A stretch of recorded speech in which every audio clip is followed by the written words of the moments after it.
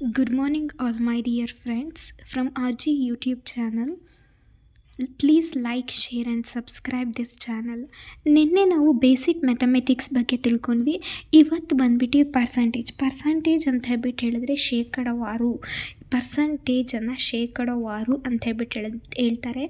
ಪರ್ಸಂಟೇಜನ್ನ ಸಿಂಬಾಲಿಕಲ್ಲಾಗಿ ಹೀಗೆ ಯೂಸ್ ಮಾಡ್ತಾರೆ.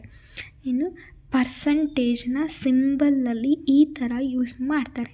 ಇದನ್ನು ಪರ್ಸಂಟೇಜ್ನ ಸಿಂಬಲ್ ಅಂತ ಹೇಳ್ಬಿಟ್ಟು ಕರೀತಾರೆ. This is the symbol of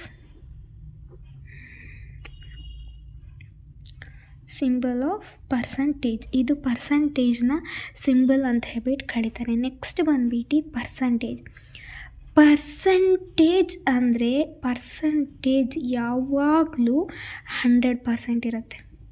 percentage ಯಾವಾಗಲೂ ಎಷ್ಟು 100%ಗೆ ಸಮ ಆಗಿರುತ್ತೆ.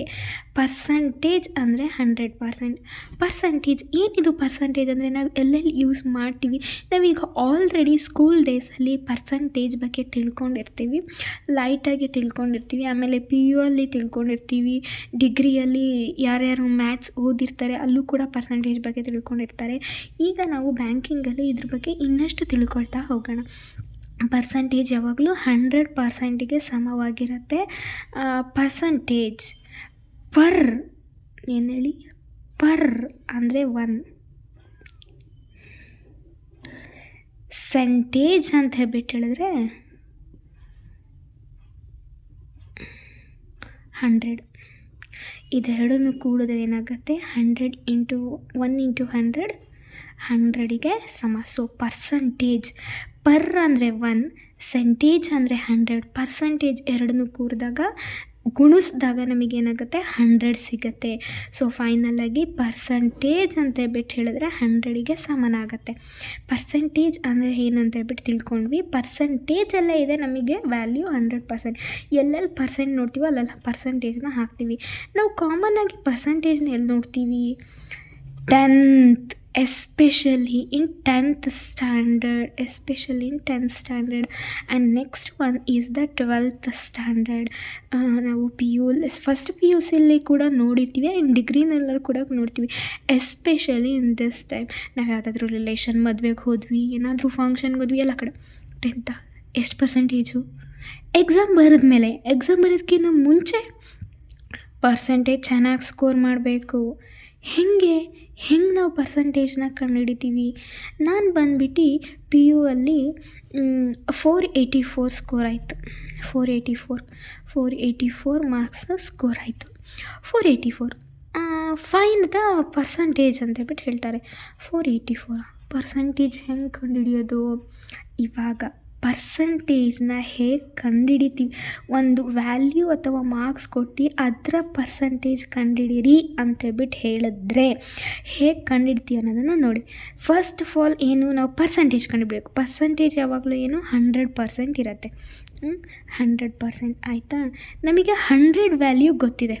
ಇನ್ನು ಇನ್ಕ್ಲೂಡಿಂಗ್ ನಾನು 12th ಸ್ಟ್ಯಾಂಡರ್ಡ್ ಬಗ್ಗೆ ಹೇಳ್ತಾ ಇದ್ದೀನಿ.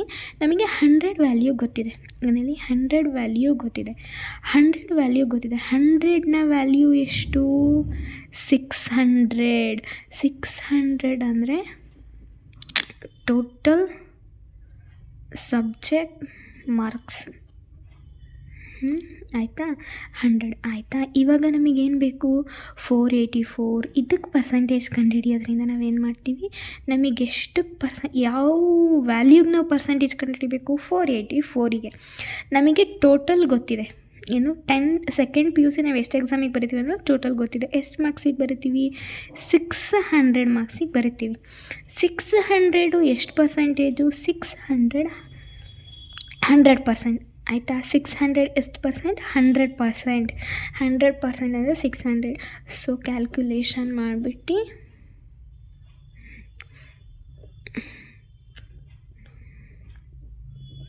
80.66666 ಸಮಥಿಂಗ್ ಬರ್ತಾ ಹೋಗುತ್ತೆ ನಮಗೆ, ಆಯಿತಾ. ಇನ್ನು P U is also same. P U ಅಲ್ಲಿ ಬಂದುಬಿಟ್ಟು 501 ಸ್ಕೋರ್ ಆಗಿದೆ ಅಂತ ಹೇಳ್ಬಿಟ್ಟು ಅಂದ್ಕೊಳ್ಳೋಣ. 501ಗೆ ಪರ್ಸೆಂಟೇಜ್ ಕಂಡುಹಿಡಿಯಿರಿ ಅಂತ ಹೇಳ್ಬಿಟ್ಟು ಹೇಳಿದ್ರೆ 100% ಅಂದರೆ ಎಷ್ಟು? 625. ನಮಗೆ ಯಾವುದ್ರ ಬೇಸಿಸ್ ಮೇಲೆ ಕಂಡುಹಿಡಿಯೋಕ್ಕೆ ಕೇಳಿದ್ರು? ನಮಗೆ 501 ಪರ್ಸೆಂಟೇಜ್ ಕೇಳಿದ್ರಿಂದ 501 ಬರ್ಕೊಳ್ತೀವಿ. 501 ಟೋಟಲ್ ಎಷ್ಟು ಮಾರ್ಕ್ಸ್ ಇದೆ? 625 ಮಾರ್ಕ್ಸ್. ಇದು ಏನು? 100%ಗೆ ಈಕ್ವಲ್.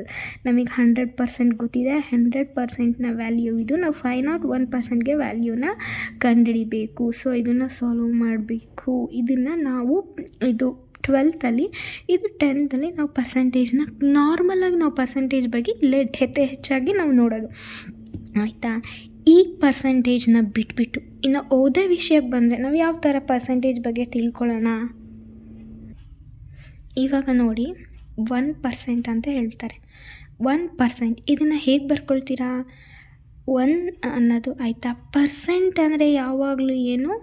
100. ಏನಂತ ಹೇಳಿದೆ ಇಲ್ಲಿ? ಏಜ್ ಅಂತ ಹೇಳ್ಬಿಟ್ಟು ಹೇಳಿದ್ರೆ ಯಾವಾಗಲೂ 100ಗೆ ಸಮ, ಆಯಿತಾ. 2% ಅಂತ ಹೇಳ್ಬಿಟ್ಟು ಹೇಳಿದ್ರೆ 2/100. ಇದನ್ನು ಸಾಲ್ವ್ ಮಾಡ್ತೀವಿ. 2 1s 2 50s ಈಕ್ವಲ್ಸ್ 2% ಅಂದರೆ 1/50. 2% ಅಂದರೆ 2/100 ಕರೆಕ್ಟ್. ಬಟ್ ಇಲ್ಲಿ ನಾವು ಇದನ್ನು ವ್ಯಾಲ್ಯೂನ ಡಿಕ್ರೀಸ್ ಮಾಡ್ಬೋದು. ಯಾಕಂದರೆ ಇದು 100 ಮತ್ತು 2 ಒಂದೇ ಮಗ್ಗಿಲಿ ಹೋಗೋದ್ರಿಂದ 1/50 ಅಂತ ಮಾಡ್ಕೊತೀವಿ. 10% ಈಕ್ವಲ್ಸ್ 10/100. 99% ಈಕ್ವಲ್ಸ್ 99/100, ಆಯಿತಾ. ಇದನ್ನು ಹೇಗೆ ಸಾಲ್ವ್ ಮಾಡ್ತೀವಿ? 0ನ ಕ್ಯಾನ್ಸಲ್ ಮಾಡಿದ್ರೆ ನಮಗೆ 1/10 ಸಿಗುತ್ತೆ. ಏನು ಹೇಳಿ? 1/10 ಸಿಗುತ್ತೆ. ಇಲ್ಲಿ ನಾವು ಯಾವುದನ್ನು ಕ್ಯಾನ್ಸಲ್ ಮಾಡೋಕ್ಕೆ ಬರಲ್ಲ. ಇನ್ ದಿಸ್ ಟೈಮ್ ನಾವು ಇದನ್ನು ಸಾಲ್ವ್ ಮಾಡಲೇಬೇಕು. ಇನ್ ದಿಸ್ ಟೈಮ್ ನಮಗೆ ಯಾವುದು 99 ಮತ್ತು 100 ಒಂದೇ ಮಗಿಯಲ್ಲಿ ಬರಲ್ಲ, ಓಕೆನಾ. 99 ಮತ್ತು 100ನ ಇದೇ ಥರ ಬರಿಬೋದು. ಇದನ್ನು ಡೆಸಿಮಲ್ಲಿ ಕೂಡ ಕನ್ವರ್ಷನ್ ಮಾಡ್ಬೋದು. ಹೇಗೆ ಅಂತ ಹೇಳ್ಬಿಟ್ಟು ಹೇಳಿದ್ರೆ 0.99 ಬರುತ್ತೆ, ಆಯಿತಾ. ಪರ್ಸಂಟೇಜ್ನ ಡೆಸಿಮಲ್ಲಿಗೆ ಹೇಗೆ ಕನ್ವರ್ಷನ್ ಮಾಡಬೇಕು ಅನ್ನೋದನ್ನು ಇಲ್ಲಿ ತಿಳ್ಕೊಳ್ಳೋಣ.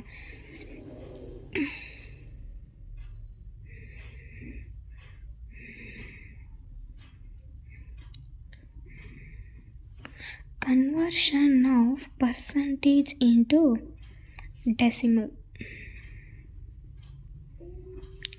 or fraction, ಆಯಿತಾ. ಈಗ ನೋಡಿ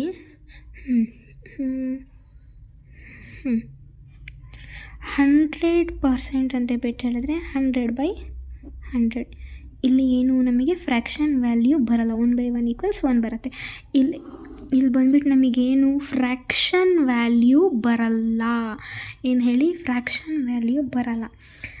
ಸಮ್ಟೈಮ್ ಇವಾಗ ನೋಡಿ 20/100 ಅಂತ ಕೊಟ್ಟರು. 20/100 ಅಂತ ಕೊಟ್ಟರು. ಇಲ್ಲಿ ನಮಗೆ 21s 25s ಆಯಿತಾ. 1/5 ಇದು ಕಂಪ್ಲೀಟಾಗಿ ಡಿವೈಡ್ ಮಾಡಬೇಕಂತ ಹೇಳಿದ್ರೆ ನಾವು ಇಲ್ಲಿ ಏನು ಡೆಸಿಮಲ್ ಫಾರ್ಮ್ನ ಯೂಸ್ ಮಾಡಬೇಕು. Conversion of percentage into decimal, ಆಯಿತಾ. ಇನ್ನು ಆರ್ ಈಸಿಯಾಗಿ ಇದು ಕಾಂಪ್ಲಿಕೇಟೆಡ್ ವೇ. ಇನ್ನು ನಮ್ಮ 10th ಮತ್ತು PUC ಲೆವೆಲಲ್ಲಿ ಈ ಥರ ಮಾಡಿರ್ತೀವಿ.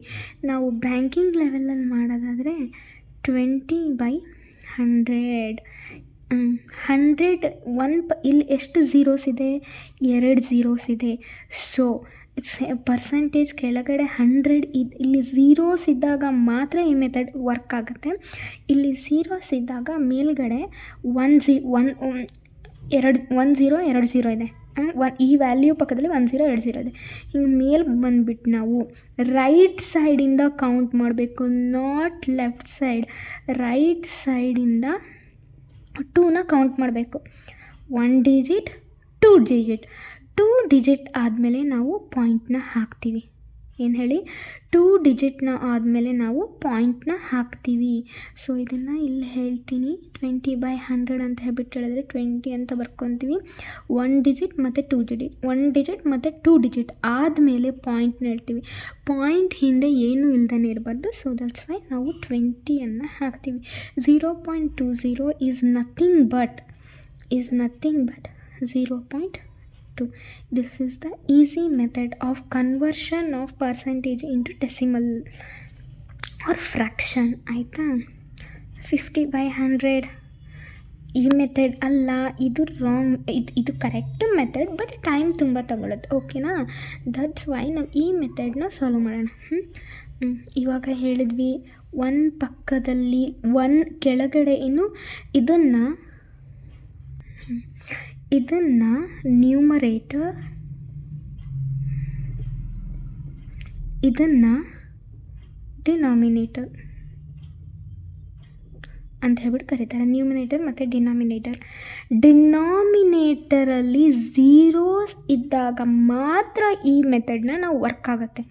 ಏನು ಹೇಳಿ, ಆರ್ ಪರ್ಸಂಟೇಜಸಲ್ಲಿ ಕೇಳಿದಾಗ ಮಾತ್ರ ಇದು ವರ್ಕ್ ಆಗುತ್ತೆ. ಆಯಿತಾ? 50% ಅಂತ ಹೇಳ್ಬಿಟ್ಟು ಕೇಳಿದ್ರು ಅಂತ ಅಂದ್ಕೊಳ್ರಿ. ಡಿನಾಮಿನೇಟರಲ್ಲಿ 1ನ ರೈಟ್ ಸೈಡಲ್ಲಿ ಎಷ್ಟು ಝೀರೋ ಇದೆ? 1 2 ಝೀರೋ ಇದೆ. ಸೊ ನ್ಯೂಮರೇಟರಲ್ಲಿ ರೈಟ್ ಸೈಡಿಂದ 2 ಡಿಜಿಟ್ನ ಬಿಟ್ಬಿಟ್ಟು ಪಾಯಿಂಟ್ ಹಾಕ್ತೀವಿ. 0 1 ಡಿಜಿಟ್, 5 ಸೆಕೆಂಡ್ ಡಿಜಿಟ್, ಪಾಯಿಂಟ್ ಹಾಕ್ತೀವಿ. ಪಾಯಿಂಟಿಂದ ಏನು ಇಲ್ಲ ಅಂತ ಹೇಳ್ಬಿಟ್ಟು ಹೇಳಿದ್ರೆ 0ನ ಬರಿತೀವಿ. 0.50. ಪರ್ಸಂಟೇಜ್ ಲೆಕ್ಕಕ್ಕೆ ಬಂದರೆ 2 ಡಿಜಿಟ್ ಮೇಲೆ ಹಾಕ್ತಾರೆ. Sometime 50. This is not percentage formula. ಇದು ಪರ್ಸಂಟೇಜ್ ಅಲ್ಲ, ನಾರ್ಮಲಾಗಿ ಹೇಳ್ತಿದ್ದೀನಿ. 500/1000 ಅಂತ ಹೇಳ್ಬಿಟ್ಟು ಹಾಕಿದ್ರೆ ಅಂತ ಅಂದ್ಕೊಳ್ಳಿ. ಆವಾಗ ನಾವು ಇಲ್ಲಿ 30 ಇರುವ ಕಾರಣ ಮೇಲ್ಗಡೆ ನ್ಯೂಮರೇಟರಲ್ಲಿರೋ ವ್ಯಾಲ್ಯೂಗೆ 0.50 ಇದ್ರ ಪಕ್ಕದಲ್ಲಿ ಏನೂ ಇಲ್ಲ ಅಂತ ಹೇಳ್ಬಿಟ್ಟು 0 ಹಾಕ್ತೀವಿ. ಪಾಯಿಂಟ್ ಹಿಂದೆ ಮುಂದೆ ಏನೂ ಇಲ್ಲ ಅಂತ ಹೇಳ್ಬಿಟ್ಟು 0 ಹಾಕ್ತೀವಿ. ಇದೇ ಥರ 50/100 ಬದಲು 99/100 ಅಂತ ಮಾಡಿದ್ವಿ ಅಂತ ಅಂದ್ಕೊಂಡ್ರೆ ಪರ್ಸೆಂಟೇಜ್ ಇಲ್ಲಿ ಎಷ್ಟಿದೆ? 1 ಆದಮೇಲೆ 2 0 ಇರೋದ್ರಿಂದ ರೈಟ್ ಸೈಡಿಂದ 1 ಡಿಜಿಟ್ 2 ಡಿಜಿಟ್ ಆದಮೇಲೆ ಪಾಯಿಂಟ್ ಹಾಕ್ತೀವಿ. ಪಾಯಿಂಟ್ ಹಿಂದೆ ಏನಿಲ್ಲ ಅಂತ ಹೇಳ್ಬಿಟ್ಟು 0 ಹಾಕ್ತೀವಿ. ಇದೇ ಥರ 40/100, 20/100, 34/100 ಎಲ್ಲ ಕೂಡ ಇದೇ ಥರ ಆಗತ್ತೆ. Thank you all. Please subscribe, share and like. ದಯವಿಟ್ಟು ನನ್ನ ಚಾನಲ್ನ ಸಬ್ಸ್ಕ್ರೈಬ್, ಲೈಕ್ ಮತ್ತು ಶೇರ್ ಮಾಡಿ.